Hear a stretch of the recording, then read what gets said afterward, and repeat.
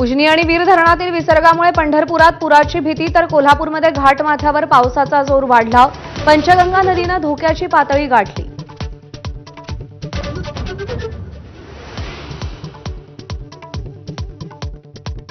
नाशिकमध्ये आजही पावसाचा जोर कायम राहण्याचा अंदाज।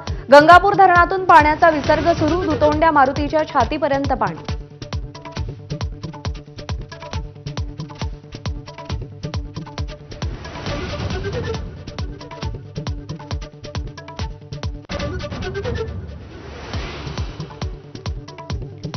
चार दिवसांच्या धुवाधार बॅटिंगनंतर मुंबईसह उपनगरात पावसाची उसंत। आजपासून राज्यात पावसाचा जोर ओसरणार असल्याचा हवामान विभागाचा अंदाज। मात्र काही ठिकाणी हलक्या पावसाचाही अंदाज।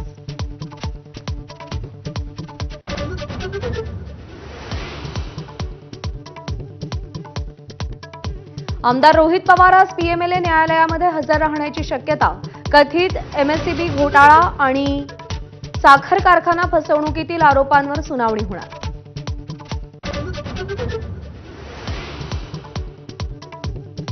नाशिकमध्ये मंत्री छगन भुजबळांची आज कुंभमेळा तयारीची आढावा बैठक। कुंभमेळा मंत्री गिरीश महाजन असताना भुजबळ बैठक घेत असल्यानं राजकीय चर्चांना उधाण।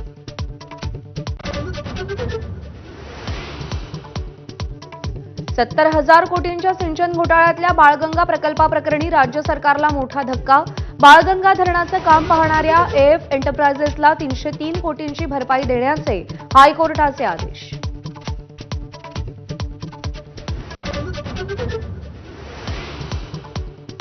राज्यातील 1183 जिल्हा परिषद महिला कर्मचाऱ्यांनी लाडकी बहीण योजनेचा निधी लाटला। राज्यातील सर्व जिल्हा परिषदांच्या सीईओंना कारवाईचे आदेश।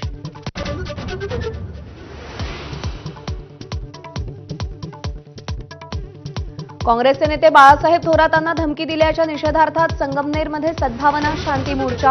महाविकास आघाडी, विविध पुरोगामी संघटना, कीर्तनकार संग्राम भंडारेंचा विरोध करणार।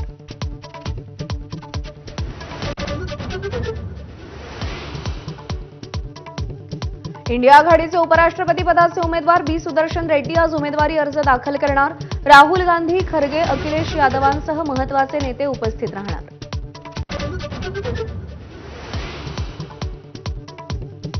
दिल्लीत पावसाळी अधिवेशनाचा आजचा शेवटचा दिवस। एसआयआरच्या मुद्द्यावरती संसदेत पुन्हा गोंधळ होण्याची शक्यता।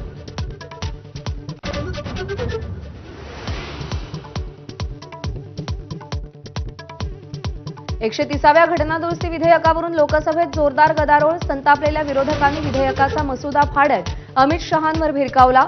विधेयक जेपीसीकडे पाठवलं।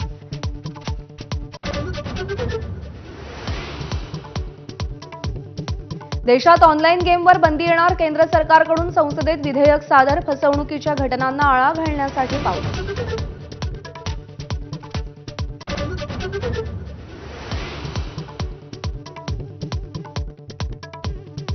अभिनेता अक्षय कुमार आणि अरशद वारसीला पुणे न्यायालयाचा झटका। जॉली LLB 3 चित्रपटात वकील आणि न्यायाधीशांवर असभ्य भाषेत विनोद केल्याचं प्रकरण। चित्रपटावर मनाई हुकूम मिळण्यासाठी मागणी।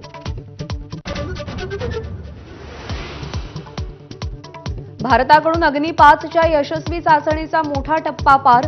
ओडिशातील चांदीपूरवर एकात्मिक चाचणी केंद्रावर 5000 किलोमीटर मारक क्षमतेच्या क्षेपणास्त्राची चाचणी यशस्वी।